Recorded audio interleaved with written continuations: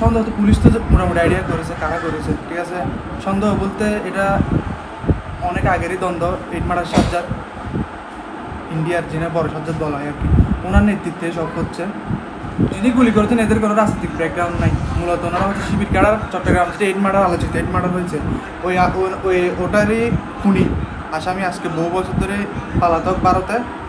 ইন্টারপোলের red নোটিশও আছে, তারপরে কিন্তু বাংলাদেশের সরকারে আসছে গেছে, কোনো সরকারই তাকে দেশে এনে বিচারের কাঠগড়ায় দাঁড় করাতে পারেনি। এর পর থেকে যতগুলো চট্টগ্রাম শহরে মার্ডার হয়েছে সবগুলোতে ইট মার্ডার সাজ্জাদের সম্পৃক্ত আছে। ওর টাকায়, ওর লবিংয়ে সবগুলো মার্ডার হয়েছে। ও টাকা দিয়ে করায় সবগুলো মার্ডার ওর দিয়ে হয়েছে। ইন্ডিয়া থেকে চট্টগ্রাম, ইন্ডিয়া থেকে এক কথায় বলতে গেলে পুরো বাংলাদেশে কন্ট্রোল করে।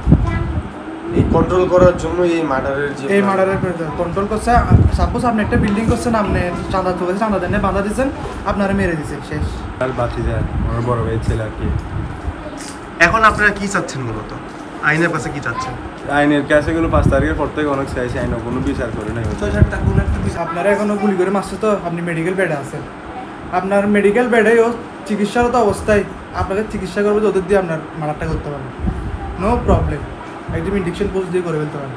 এটা তো ফিল্ম স্টাইল। ও নিজের তো একটা ফিল্ম। প্রশাসন ওদের কোনো বিচার করতে পারতেছে না সেটা। আপনি চিন্তা করেন, ওর থেকেও বড় বড় আসামি সন্ত্রাস বাংলাদেশে ছিল না? সবাই না কোনো না কোনোভাবে প্রশাসন এটাকে কি দমাইছে।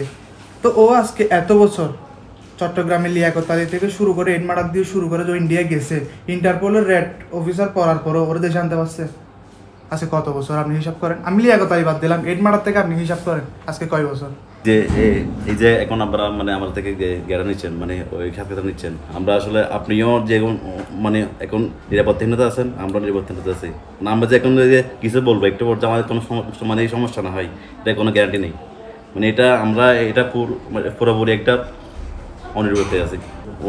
ওনার ছোট হুমকি দিয়েছে এবং 3 দিন আগে হুমকি দিয়েছিল সরবাইকে 1 দিন আগে ফোন করছিল, বলছে মানে খাবার খাই না আর সময় পাবি না, এটাও বলছিল। মানে এটা জাস্ট 3 দিন আগে হুমকি দিয়েছিল, 3 দিন পরে এই ঘটনা ঘটছে।